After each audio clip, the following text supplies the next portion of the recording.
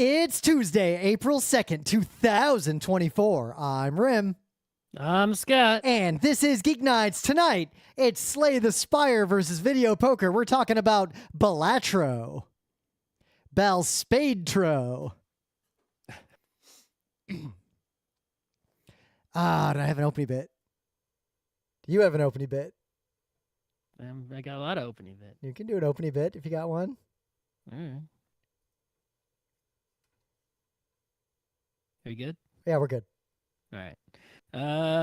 It's been a while since we did a show. I went to PAX East without Rim. Yep. It was a PAX. First time you've been to a PAX that I was not at, but I've been to, even though we don't count PAX devs because those are weird, I've been to 3 PAXs you didn't go to, so my lead is narrowed to 2. It wasn't, it's when you're not there with a lot of people, you can run out of things to do unless you really just want to play games with the few people you have. But when people are on different enforcing schedules, you got to do panels. Yeah. Right? I feel like a lot of the default, like you and I or you, me, and Emily often have some default things we'll do in those gaps that if either one of us isn't there, that just disappears. Yep. It was pretty crowded in the expo area, right? Total peoples was a lot, but not completely full. But once the expo hall closed, the tabletop area was quiet. It was better than last year, actually, which was, but it's like, it's up versus recent years, but it's below the peak times, right? And I think, part of this PAX... It's not like, it's weird because Unplugged, you basically can't get a seat in tabletop anywhere, anytime. I think it's partly because there's a lot going on here. PAX East, despite being for a long time the biggest PAX, we definitely saw a trend where as soon as they started selling single-day badges instead of just selling the 4-day badge or the 3-day badge, almost everyone who goes to PAX East, in my opinion, my experience, like my assumptions, I would love to see some data to prove me wrong. I think the majority of people who go to PAX East only go for a day, or even if they go for multiple days, they come in the expo hall and they fucking leave. And the people who stay for the entire PAX or who stay after the expo hall closes are the same people who always go to PAXs. Yeah, if we had a PAX of just the people who are like 4-day hardcore type people. Which remember, all PAXs used to be that.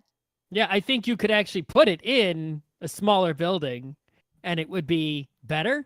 Yeah, and I think a big problem with PAX East is that part of why they went to the single days is that the 4 days would sell out right away, but some percentage of those people are the PAX lifers.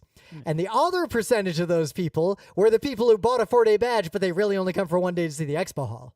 Yeah, and so if you look, right, it's like the cost of going to PAX East, if you actually have to pay for the badge and the hotel, is like a lot of money, depending on how many people you share the hotel with. Yep.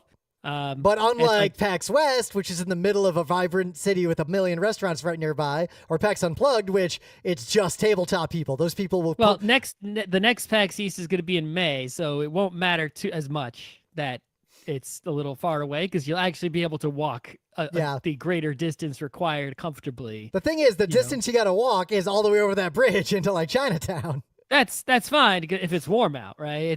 That's not a distance at all. But it's in the cold and the rain, like this PAX. It's like you don't even want to walk out to the food trucks. Yep. But it is just interesting because we've talked about this off and on for we've been doing Geek Nights for a long goddamn time. But there is definitely a big shift in the culture of all PAXs when they shifted from you only buy weekend passes and the people who are there for most of the parts of PAX to when it became there are expo hall people and then there's everybody else, and very rarely do the two intersect except inside that expo hall. Mm-hmm. I think what PAX could use to enhance itself, right? Because basically what's happened is the exhibitors, the industry is going down, right? Yep. You look, it's like, they're laying people off. The games are canceling.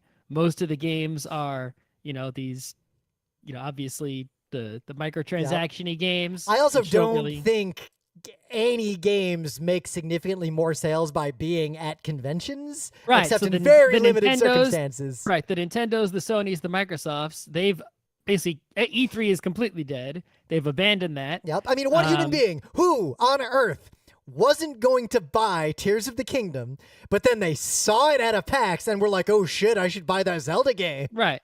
But they've abandoned the E3. They've all realized, even Apple, that you could just announce your products with videos, which they've been doing, just Nintendo Directs. And then they're like, oh, you don't actually need to hold an in-person press event and take questions from the press and deal with annoying shit or like the that. old days, Intel or It's NVIDIA. a lot cheaper and just as effective to put out a video that the media can watch at home and then write about. You're going to get the same press coverage with the video. It's cheaper. It's just as effective, and they're never going to go back to doing in-person big extravaganza type events. Now, meanwhile, contrast this with MagFest, which is not just games, but also culture and art and everything else, and also has still the extremely strong culture of the only people who go to MagFest for a day are the people who couldn't go to MagFest for the whole time. Like, that con is built around people who are all in for a weekend. Right. Like so old I think, PAXes.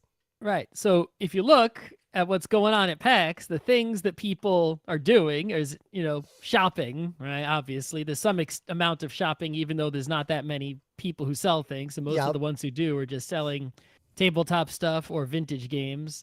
But those are things that people can't buy easily, perhaps, depending where they live, what stores are available, right? There might be unique stuff for them. Well, think about the old anime cons. Because there was a time when part of the appeal of an anime con was there are things for sale there that are not for sale anywhere else because the internet doesn't really exist yet. All right. And then the other thing is that, amusements, right? So some of the booths, actually two of the biggest booths were Dunkin' Donuts and Mountain Dew, right? Which shows you where it's going. They got to sell this booth space somehow to make money to pay for the con. And a big company that's not a game company that has a big budget could look and say, oh, it's very expensive for us to put an ad on the side of a hockey arena of a good team, but it's really cheap to put it at that gaming thing. And they said 100,000 people go to it. All right. Right. But what happened at those booths, the Dunkin' Donuts booth specifically, right, is they had some sort of like game set up in the booth where like you would have to touch this giant video wall. It was just basically a phone game, but big. But you waited in line, you played the game, and you could get stuff like merch with Dunkin' logos on it and, whatever. So you get like $5 Dunkin' gift cards. I saw a couple people post, those people who were... I hate everything you're saying. Every word just makes me mad. Yeah, the people who spend all their time in the expo hall, they had like enough Dunkin' gift cards to almost pay for their badge, perhaps. I guess if you considered, it's basically, if you think about it, it's buy enough coffee and donuts, get a PAX ticket free. Yep. Well, if you think of it backwards, but then you have to spend enough of your PAX time to well, think about it too. Like PAX XP, the goal of PAX XP ostensibly was get people to walk around the whole PAX. The reality is the people who do that are just trying to get whatever reward, whatever serotonin button is at the end of PAX XP, or they're trying to get something worth dollars because they're poor and the economy's fucked. The only thing that the Marvel Snap reward, you didn't have to actually do PAX XP. It's just the one at the front of the con. You go beep one time. There was no line. You just go beep one time and you get it. You don't actually have to go around and do the whole PAX XP to get the thingy, right? And the other thing is that all you have to do is find a QR code and beep it. You don't actually have to actually engage, right? It's like they should level up PAX XP to where it's like, no, bro, you got to check something out in tabletop and play a fucking board game. See, the thing is, I don't know if people would do that because my experience for being many years, like the enforcer role I usually have is main theater. So some of the nights, if there's something in the theater I don't care that much about, I'll stand at the front and just be a guy, like engaging attendees who come by and like, hey, what's in the main theater? Well, I'm lost. Where's the Albatross Theater or whatever? But I would say 60% of the people who walk by at night are looking for PAX XP, and in my personal opinion, give zero fucks about fucking anything except completing the PAX XP because there's some reward they're going to get. They're like so hyper-focused that I even have a sign I just hold that I pop up that just says the PAX XP thing is not up here because I just don't want to deal with them. But yeah, I don't think you get, I don't know what you actually get if you do more. It's like you could do just the one to get the most valuable reward and it's 100% guaranteed you're going to get it. So I don't know what you get by doing them all. I think there's like a chance to win a gaming computer, but it's like, I don't know if doing more of them gets you more chances or not. I'm just increasingly like, these structures are toxic in society everywhere that they exist. Basically, it's like people just being manipulated by giving them things that don't really exist, right? Giving people JPEGs, right? We need to somehow inoculate human beings from being influenced by giving them nothing of value. It's Good like, you give me luck. something of value, and I will give you something of no value that you somehow makes you feel like you have received value when you have in fact received nothing. Scott, it's like, at least it could be. Is that not just religion? This is an uphill battle.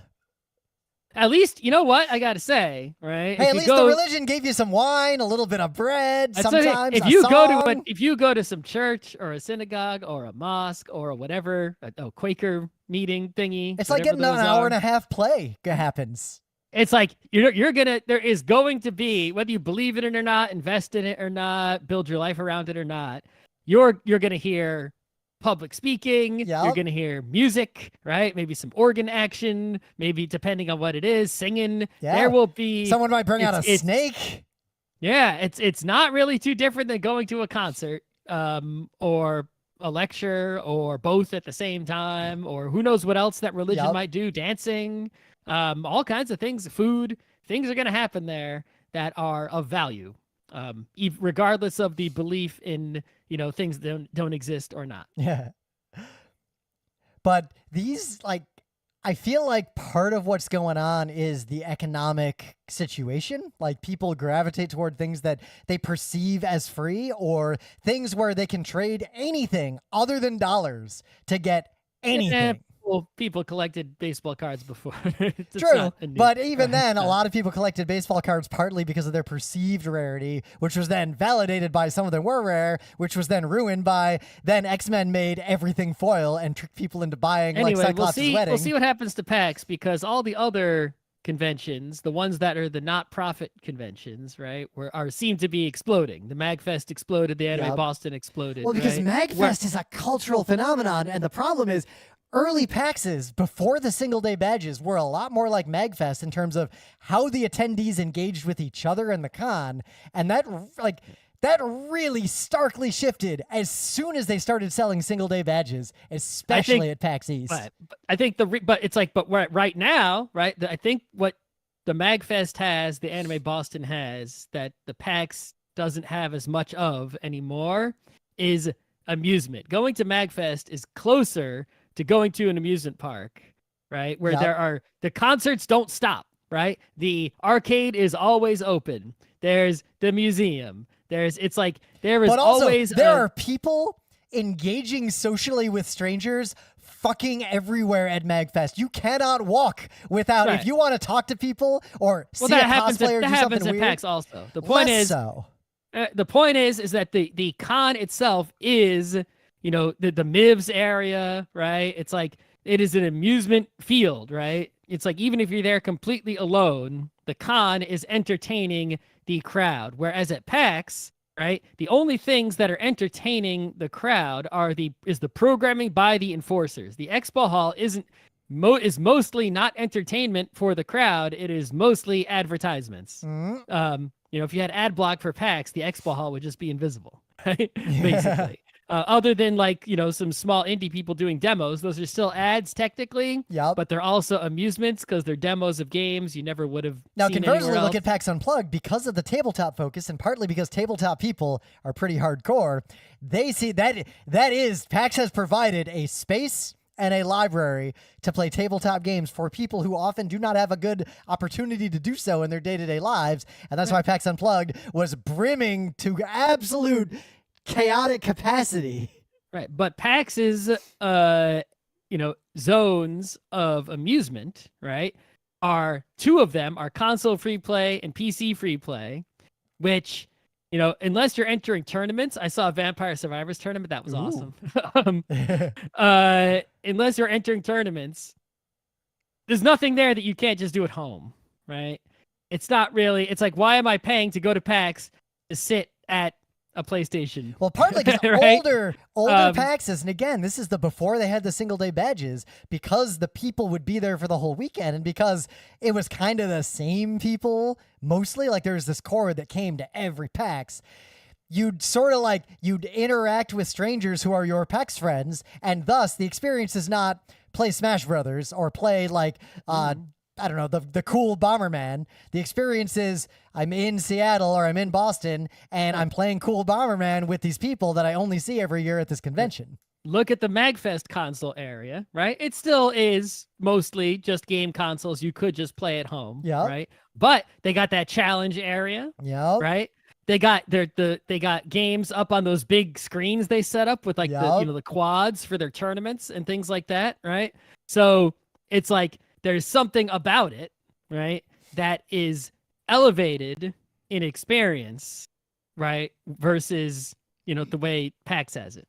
And so it's like, there is an amusement park-ish, attraction to the entertainment that is there. And I think if PAX wants to bring more people in, I think that's what they should do is dedicate more space and resources to providing, unique, entertaining things for the attendees, right? And hard mode, those things cost resources to produce, but do not generate resources. Right. And if that's a problem when you're for profit, but when you're not for profit, well, that's all you do.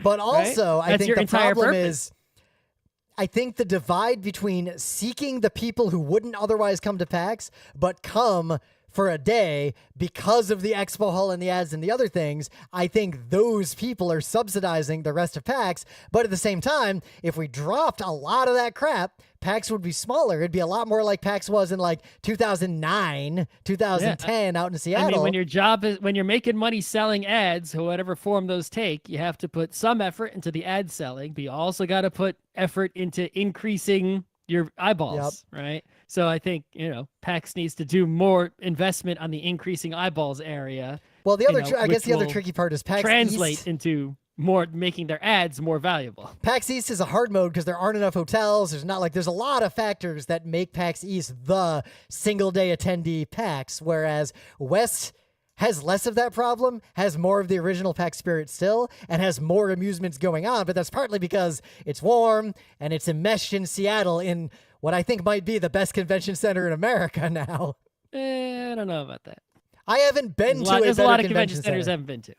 The only one I can think of that's even close is the one that PAX Australia moved into the year after you stopped going. But that convention center... That's of the ones that you've been to. There are so many convention centers you have never even seen. Oh, yeah, but I've also been to a lot around the world because of my job, and I'm not going to judge based on, I'm not going to say, it's the best, but I haven't seen even a small percentage of them. The thing is, there aren't that many that are in a place that could even conceivably have a PAX in the United States, and,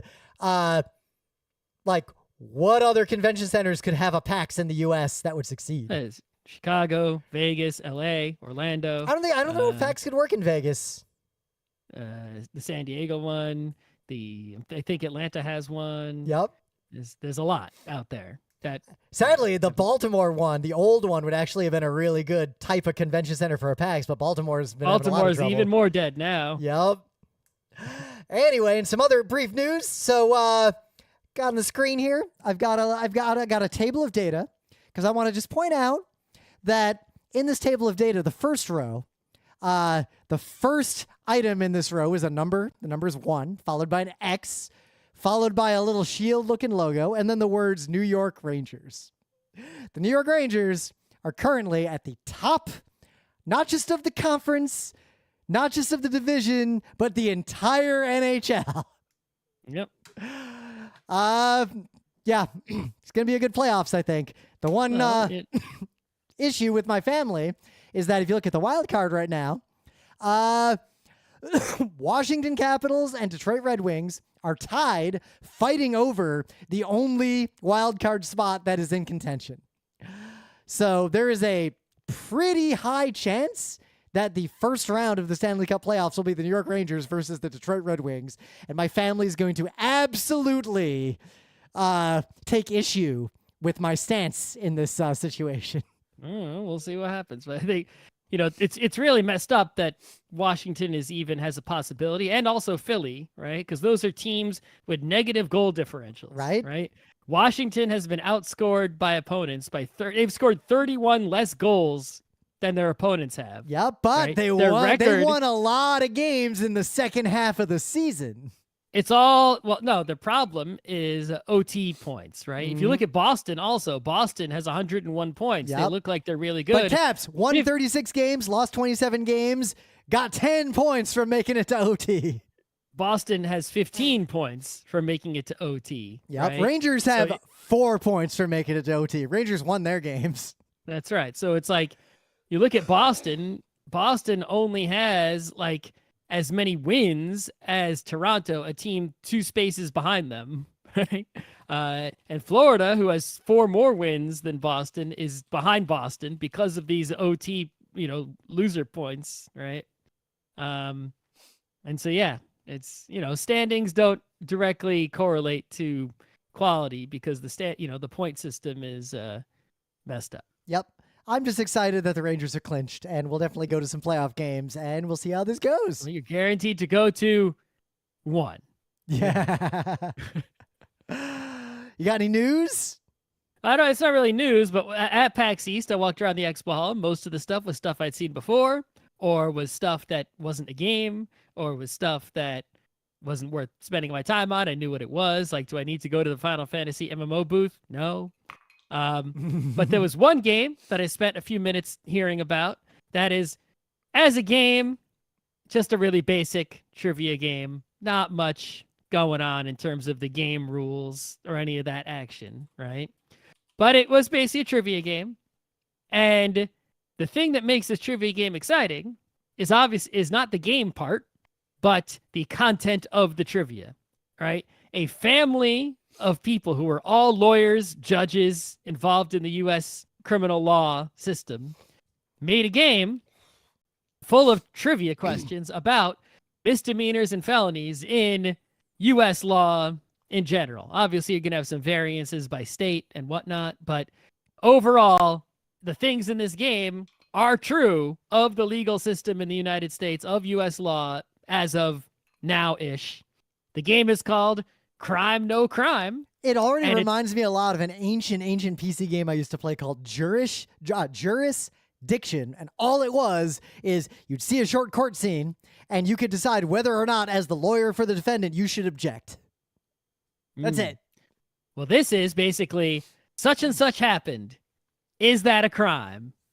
What crime is it? Who's guilty of the crime, right? I feel like if you have a naively positive view of the United States, your default should be to just say everything you don't think is a crime is yes, because you'll probably be right. But simultaneously, if you are a cynical person, you can play it pretty seriously. Basically, every single question in the game, and they have a huge box full of questions, is basically, you think about it, and you're like, well, I am a person of basic moral judgment, and the vast majority of people, including you, say, that person, it did this, right? And that person did that. So that person should be in this much trouble. That person should be in no trouble, right? There'll be some variance between people. And then the real answer is, nope, U.S. law is bullshit. That person is totally fucked, even though they barely did anything. And that's basically the answer to every question is opposite of common sense every time, because the U.S. law is bullshit. And it's like, that already. You don't need a game to tell you that. Yeah. You do. But it's a strong reminder, and it helps you learn specific scenarios and situations, right, that you may not know, the specific ones, even though you know that in general it's bullshit. And it can be very educational, especially for young people in places where there's a lot of crime, people who aren't white, who the cops will harass more frequently, right, of, what is and what is not a crime, and how much of a crime something is, how much trouble you'll get in for doing a certain thing, right? It'll make you angry, I guess, to play this game, but also enlightened. Yep. Unless you're a law nerd, in which case you'll just sigh every single question. Oh, you'll know all of them. You'll be like, yep. But you'll sigh because you'll be like, yeah, that's a bullshit You'll law probably try to about. come up with new questions, like, oh, you should put a question about this one in the game. Oh, it's in there. Yeah. Yeah, we got that one. So, if you're not in the United States, I recommend this game for learning about how bullshit the U.S. is. Of course, you already know that too. Yeah, it's not like we don't talk about that on Geek Nights that often, do we? Yeah. But I was very, it was one of the better things, I think. It was just a little booth in like the far back corner. They clearly was a cheapy booth. But it's, they had a really attractive pitch because they would just come up to you. They had a bunch of people and they would go up to you and they'd just start asking you questions like, hey, if so-and-so did this, is that a crime? And you'd be like, and you start standing there like, and you start talking to them, right? Like, yeah, I know U.S. law's bullshit. That's probably a fucking crime, isn't it? They're like, yes, sure is.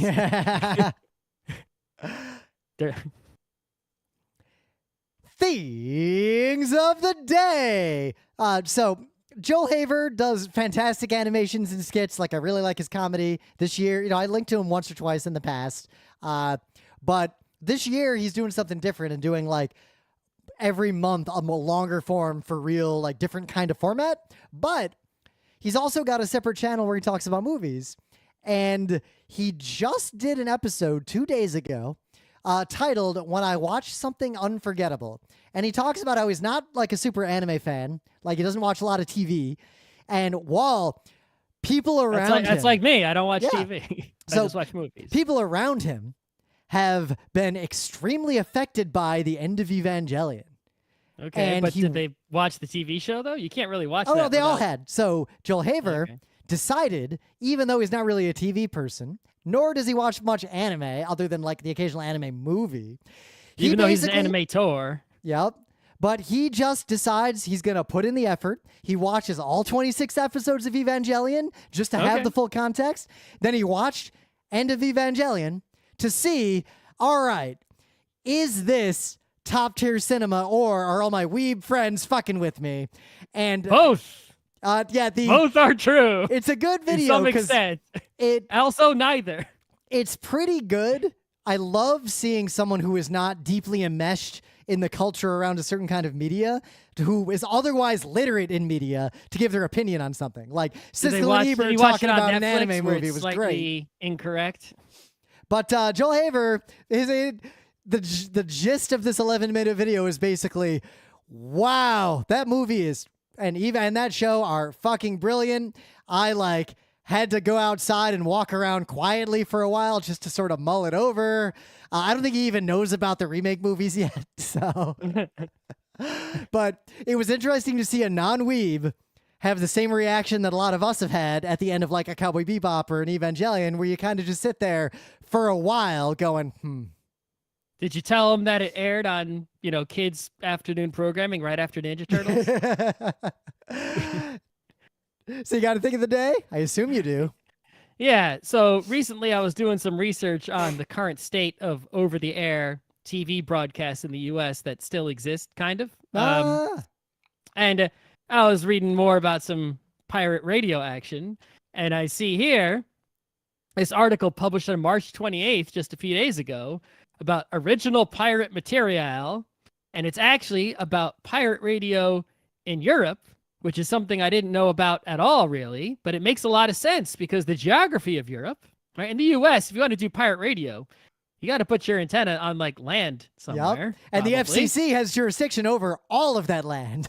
That's right. And you're going to get found out probably if you make a trouble. And yeah, it's not so easy to do. People have done it, obviously. But in Europe, a lot of places in Europe, say the UK, where it's just an island. It's not that big. Denmark, it's like a Michigan of Europe, kind of, right? It's like, small countries, a lot of water. People have gone out into international waters with boats, put up big old antennas on those boats, and just broadcasted pirate radio out into the mainland. And as international waters, no one could stop them easily, really. I guess they could go blow them up or so. I don't know. Is that a crime? I guess, sure. But yeah, this is really fascinating, right? The history of the people who actually did this, what they broadcast, how they did it, what happened, etc. Apparently it was big in, the 70s. It's not so big now because people don't use the radio so much. They even have a picture of a small portable AM/FM radio with like the really shitty one-ear headphone, those old ones. From 1964, the pirate radio station was making branded radios to sell to people so that they could listen to their, radio station that was out in the water from anywhere that it could reach.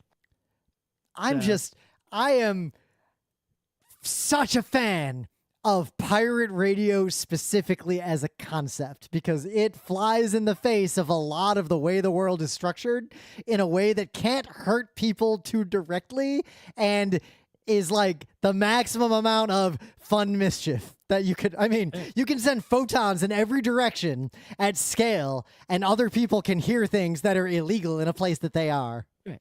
Well, Geek Nights is not illegal, right? But I think of it as basically pirate radio because what you have is you have these official channels, right? Platforms, the Facebooks, the Twitters and whatnot, right?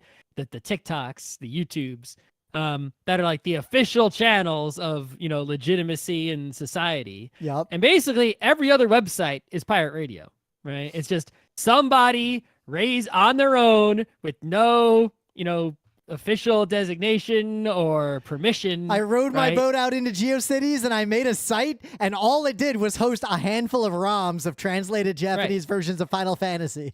Just brought anyone just on their own deciding what to broadcast with no permission from anybody, right?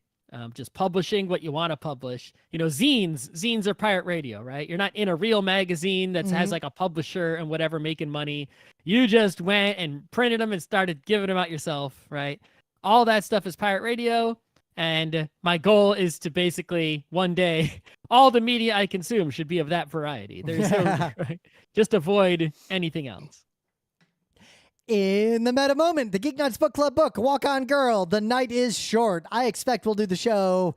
I'll give you guys like 3-ish weeks. That's not a long book. I'm going to finish reading it soon. I made significant progress on the way to from PAX. Yep, I got some travel time because we're heading out to Rochester to watch the total eclipse of the sun. That's happening next week. Safely.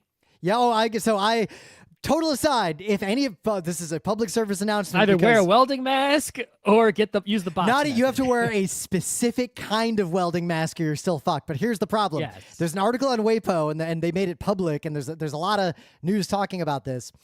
Unlike even the last total solar eclipse, the number of super illegal, just fake eclipse glasses out there might be more than the legitimate ones, and it's very hard to tell if you're not an expert. Like, if you bought your eclipse glasses basically from any website that wasn't like one of a very small list of them, I'm putting Amazon on the list of do not buy, you might literally blind yourself. If you want to laugh, go to Amazon and type in eclipse glasses, and you'll see first of all a shit ton of results, and all of them they look like 3D glasses from the movie theater, but not even the plastic kind, right? They're like the cardboard kind with two little cellophane lenses. And while there are official ones that look like that, I would not trust anything you could buy from Amazon. All of these ones on Amazon. Here's a top result. Ready? Medical King Solar Eclipse Glasses, AAS approved 2024 10-pack, CE and ISO certified safe shades for direct sun viewing. They also show I'm you going to go on a limb, and if someone sues me over this statement, then all right, let's go. I am very confident those are fake. I do not believe that they are telling the truth about the certifications and the safety. Yeah. They even have pictures in, like, one of the pictures of the product says tested and verified with like these POCE certificates of conformity and test reports, and right, they have the ISO the article and in the CE Times logos printed on the inside of the glasses, and it's like, I don't trust these worth a shit. The article in the Times I read showed a bunch of pictures of ones that they bought to test this out that were just fake and will blind you. And every one of them had every official stamp, every official certificate, like everything. There's almost no way to tell. There's a few tests you can do in the interest of public service. One, if you before the eclipse, around your house, find the brightest thing in your house, the brightest light bulb. and look directly at it up close through the glasses. If you see pretty much anything, your glasses are fake, and you're going to go blind if you use them looking at the eclipse. Mm-hmm. They need to be like thousands of times darker than the darkest sunglasses you have ever seen. Yes, there was an article, I can't find it, I had to search for it right now, but it was basically like, these people looked at the eclipse in the past. What happened to them later? Yeah, don't look at the eclipse, y'all. Yep. And if you think, the worst part is something a lot of people don't know. If you look at the eclipse when it's largely occluded, you will damage your eyes just as fast as if there's no moon in the way, but because it's reduced certain amounts of light, you won't feel the pain immediately, so you won't flinch, and by the time you feel anything, you've already caused permanent eye damage. Yep.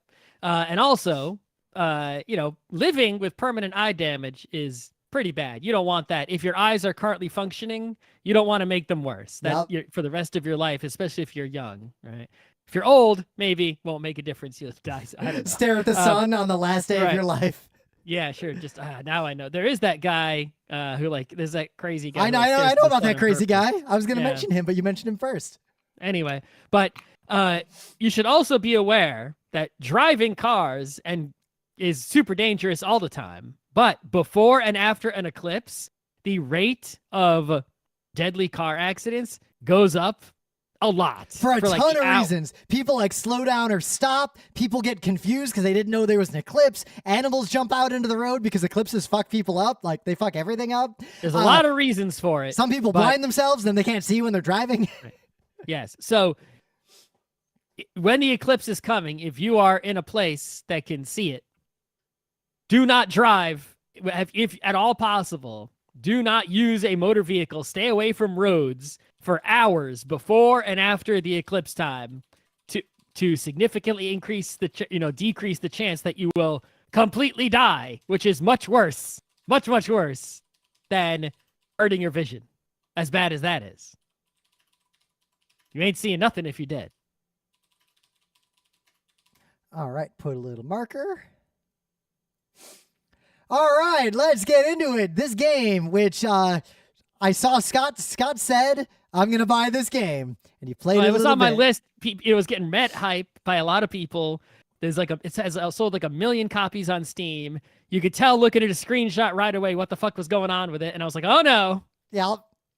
And oh no is right. So I haven't played this a ton yet, but I play Overwatch competitively and I care about it. I put in a few ranking matches every day. I try to get better. I watch videos. I watch videos of myself. I care about Overwatch. It's one of my favorite games. I was playing Balatro in between ranking matches, while I'm waiting in the queue. And then I just closed Overwatch because every time Overwatch started, all I could think about was, oh, I got 4 hearts and I got the multiplier combo. All I got to do is get another heart. So I stopped playing Overwatch, just played Balatro all night. Yeah. So Balatro is similar to your Slay the Spires or your Cobalt Cores or any of those card-based roguelike games. Scott just did a panel breaking down how all those games are the same game. Right. You start with, it's a deck builder, and you start with a deck of playing cards that has, you can choose. There's a basic deck, and there's other decks that you unlock over time. Yep. And you basically have a number of hands and a number of discards. And you draw a hand of cards, and you can choose, do I use a discard and discard up to 5 cards? Or do I use a hand and choose up to 5 cards from my hand to play as a poker hand? And there's a little chart that tells you what each poker hand is worth in terms of points. It's a little bit scrabbly because it's different cards have different values of chips, but then there's multipliers based on that's how, right. So if you make a straight, it's a straight is X points times the multiplier for a straight. I don't have the chart in front of me. And if you make a straight of 2, 3, 4, 5, 6, well, you're going to get 2 extra points for the 2, 3 extra points for the 3, and so on. And then those will get added to the left side of the equation to be multiplied by the right side of the equation. And that's the total points you get for playing that hand. And then you draw new cards. And basically each level is setting a bar, right? Of if you want to pass this level and continue, you must get this many points before you run out of hands. As soon as you run out of hands, you can't make any more hands. You can't get any more points. If you don't have enough points, you failed. Game over. Start again. Yep. And so you have to keep leveling up your deck with your deck building skills to increase your points getting capacity and consistency. Like maybe I get more 4, 5s, and 6s in my deck and fewer 2s, 3, like 2s and 10s, because I want to go for straights more often and know when I should go for the inside straight depending on the composition of my deck. So you're trying to get, a deck that can basically score a ton of points, and that way you can get to higher and higher levels. And once you get past, I think, the 8th boss, you've won that run at least, kind of. And then you can continue in endless mode. And I guess there's like a chart I saw. I guess it's possible to get into exponential figures. Eventually you got a deck that's just literally nothing but aces. I guess it could happen. But that hasn't. I've beaten the game. At least I've completed some runs, a handful. Most of the time, not. And yeah, it's like they don't pretense this with any Balatro plot, is simple. or any. The plot kind is of... a Joker told you to play its weird video poker, and then you play a weird video poker. That's it. It's like it's just playing for the numbers. There's a small blind, a big blind, and then a boss, and the boss has weird shit like, yeah, your hearts don't work this round. Right. So you really only have to beat the bosses. You can't skip bosses. You have to fight them, right? I love that tag mechanic. You can skip the first 2 enemies along the way to get some sort of bonus, but then you miss out on money and other things you could get by beating that enemy instead. Well, it depends if the money you get. You also only visit the shop if you actually beat an opponent. If you skip, you don't go to the shop. So it's like, oh, if I play this level, I'll get $6 and get to go to the shop. But if I skip the level, I'll get $20, but then I'll have to beat the next level to go to the shop, right? So you have to make those kinds of, calculations. And it's also like, well, I skip this level, I'll get a sweet bonus, but I'll have to then beat this next level, which has a much higher bar. If I don't level up my deck as it is now, is it strong enough, right? Sometimes you'll get a big boost to your deck, like you'll get a bunch of amazing cards and other bonuses, and you'll score like 20,000, and the next few enemies are like 1,000. It's like, oh, I can skip a whole bunch right now. Yeah. Right? Because I'm already, I leveled up way in advance. Or maybe it's like, no. I got to think long term and, do something else right now, right? And actually play these levels and such and such. So, it's a lot of luck involved, right? You might just not as much luck as regular old video poker, because based on my playthroughs so far, there are seeds, and I am very confident, just based on my play, if you played this and played regular video poker at the same time, you would see that the seeds in this game will generally afford interesting poker decisions more often than randomness would allow, even with a default deck. Yeah, I think overall it's that, with the deck building, right? You can construct your own deck, but there's also these jokers you can get, which are like really powerful, that add sort of like these constant abilities that are always there every hand. There's also cards you can get. There's tarot cards. The tarot cards, sort of, you use them and they have there's sort of like these one-time use, like magic spells that each one does something different. Most of them like modify your deck in some way, but they also do other things. There's planet cards. When you play a planet card, it actually upgrades the value of a particular poker hand associated with that planet. So like if you play the Earth card, full houses now are just better for the rest of the whole game. And if you play a lot of Earth cards and you make full houses like amazing, then you could actually just and you find a way to make your deck score full houses a lot. That's a viable strategy, right? Another viable strategy is like, screw trying to get amazing poker hands, right? Let's just play and make the high card or the pair incredibly powerful. I had one run like that. My first non-tutorial run was like that, where I made pair and 2 pair just super good, and I just kept trying to turn as many cards as possible into duplicates of each other, and that got me pretty far.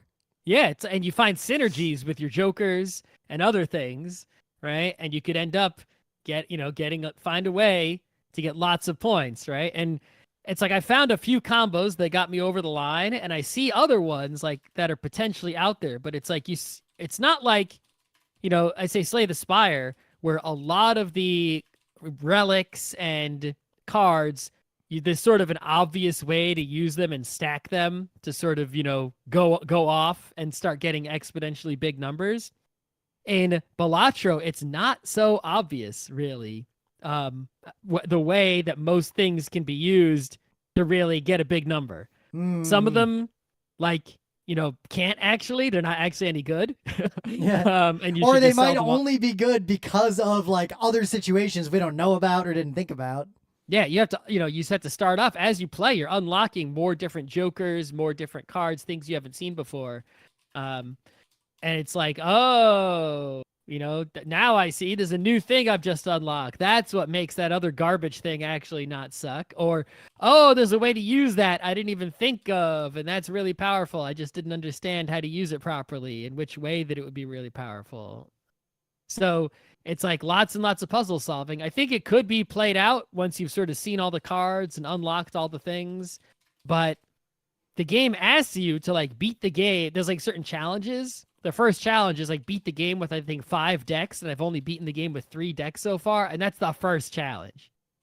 And there's a lot of decks, way more than Slay the Spire has characters, and they want you to like beat the game on several different difficulty levels with each deck to really be like 100% complete.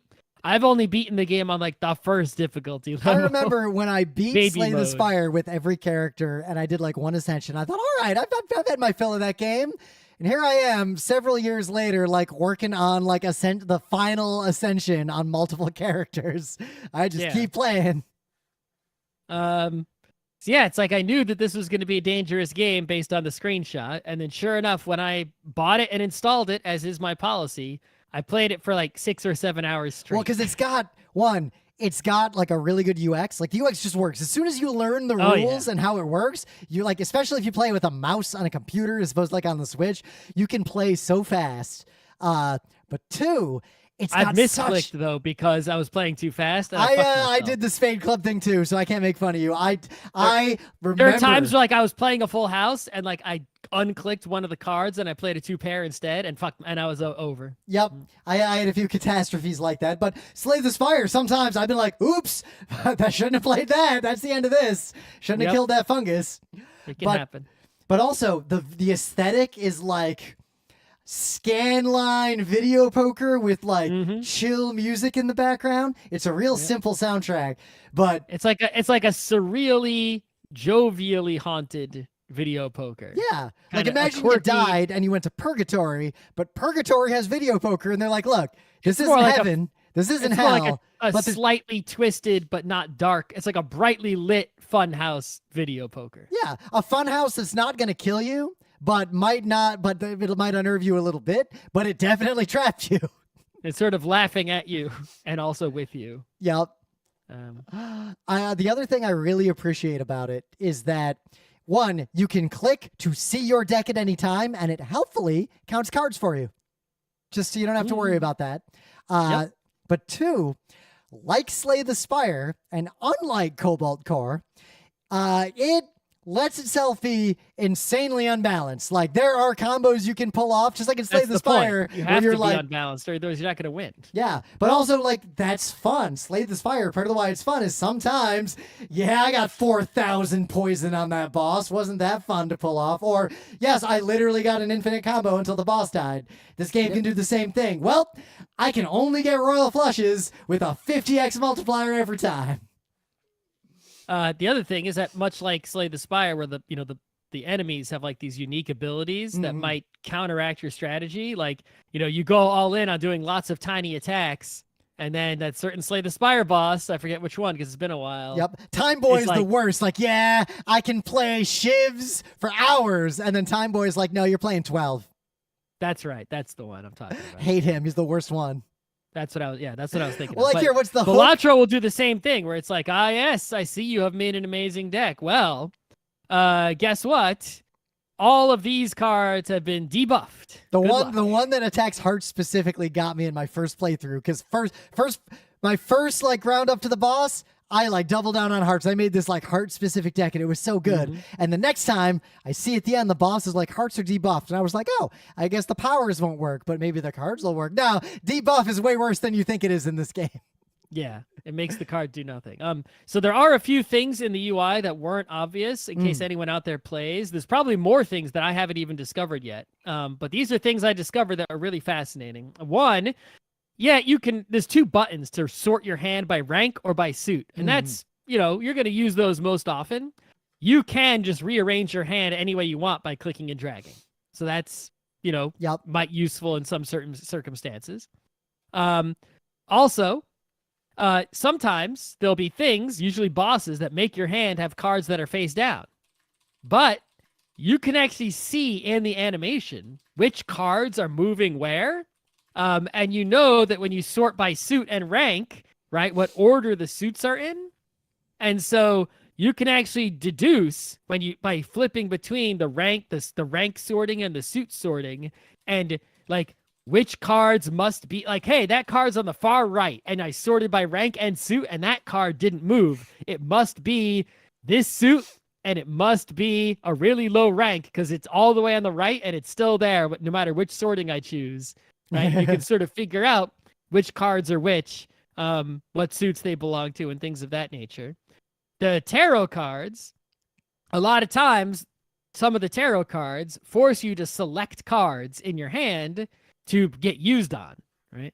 So when you in the shop and you buy a tarot card, it makes you like use it immediately if you get it from a booster pack, and it'll basically draw a whole bunch of cards from your deck randomly for you to use it on, and which you don't really have could fuck you over depending on what you picked if you get a bad draw. Well, you could always skip. True, and just not but then you wasted the money, and money's hard to come by. It's easy to get a lot of money, and in fact, it's sort of a problem sometimes when you get too much money because you invested in money and now your deck doesn't score any points yet, and you didn't cash out your money. And it's also, it took me a few runs to realize, wait a minute, when I get a pile of money, I should re-roll and blow it all in the shop and re-roll to get lots and lots of bonuses. And not just buy what's in the shop and click next and keep my money. Yeah, the re-roll is not even expensive. What, like $5? The re-roll, as you use the re-roll, every time you re-roll, the price goes up. But there are things you can get, obviously, to decrease the cost of the reroll. So, but anyway, another trick I learned is that, so you have, sometimes there'll be a tarot card just like in your inventory. And you'll be like, well, I guess I have to wait to use that until I'm actually like playing and I have a hand to use it on. But actually, if you buy a tarot card pack that draws out a bunch of random cards, you can actually use the tarot card in your inventory on those cards. So you don't have to wait until like you're in a game looking at a hand of cards, right? But you may want to, because some tarot cards are like turn 3 cards into clubs, and it's like, well, I'll just wait until I've got 2 clubs, use that, and now I got a flush, right? And that might be better than using it in advance and hoping you just increase your chance of drawing a bunch of clubs, right? Guarantee that you have 5 clubs at some point. And then from that point forward, it's the same either way. Yeah, the negative thing I could say about this game is that being a very much beginner at it and not knowing all the things I need to know and not being highly skilled and knowing the best strats and whatnot is that it seems like most of the best strats involve getting particular combinations of jokers and getting them early, and the jokers are just way more powerful than the other things in the game or more significant and important. Yep. Well, because they're permanent powers that often do things like the multiplier is just better by a lot. Yeah, so all the times I've won were with particularly powerful Joker combinations. And so it's like I feel like my strategy right now, still being a beginner, is get money, use that money to dig and find a powerful Joker combination, and then coast. Well, I mean, Slay the Spire is the same thing. Like once I know every card in Slay the Spire now, so I can sort out those combos. But sometimes, like, you're going to do well if you get the thing that reduces any damage less than 5 or less to 1, and you also get the thing that reduces all damage by 1, thus reducing anything 5 or less to 0. Yep. But I do feel like that can't be there. I feel like there is other ways to win that I'm just not good enough and haven't discovered yet. So I'm working on that. Yeah, but this is worth $15. It's very well designed. It was I bought it on sale. I think it was less than that. I think I bought it on sale too. It's $15 right now. It wasn't a big sale. It was a small sale. But this is a million seller. And I have spoken to people. I spoke to people at PAX and a couple other people who were not the kind of person who you think would play a game like this, but they got hooked on it because I guess, it's a lot of Twitch people playing it. Other people see it and they play it and, And I will say, if you like this game, you'll probably like Slay the Spire too, and vice versa. Yeah, they're all in the same category. And I think while on the one hand, it's, you might want to criticize people for just sort of going ham on this sort of card-based roguelike deal. I think it's perfectly okay, right? It's like there's a lot less card-based roguelikes than there are platformers or FPSs or RTSs or RPGs, right? Yep. So, but also we could use a lot more of these that are a lot. The concept of a deck builder was invented in 2008. So the deck builder itself is a brand new genre. Yeah. I think there's still a lot more space to be explored with these kind of games. And I'm excited every time there's another good one. I think I might even preliminarily say this could be like the second best one yet. I could see that because while Cobalt Core has a lot going for it and specific mechanics in it, I think are better than the games it was based on. As a game, it definitely runs out of strategic depth real quick. I think that's the number one factor I judge these games based on is like how long can you hold your interest, right? Because it's like a roguelike could drop your interest after like a single play, right? Because all you're going to be doing is whatever you just did after your first run. That you're just going to be doing that a lot more. And nothing else is going to happen. There isn't going to be anything else in the game. So if you don't enjoy that, you're not going to enjoy it. So if you're doing a lot of runs, then that means it's an enjoy, right? It's just how many can you do before you get tired of it? Yep. How and much case juice in point, can you squeeze? Because all the juice is going to be the same flavor. 7 years later, I'm still squeezing that Slay the Spire juice. Like at least once a week, I'll just do a quick run, like while I'm laying in bed. No biggie.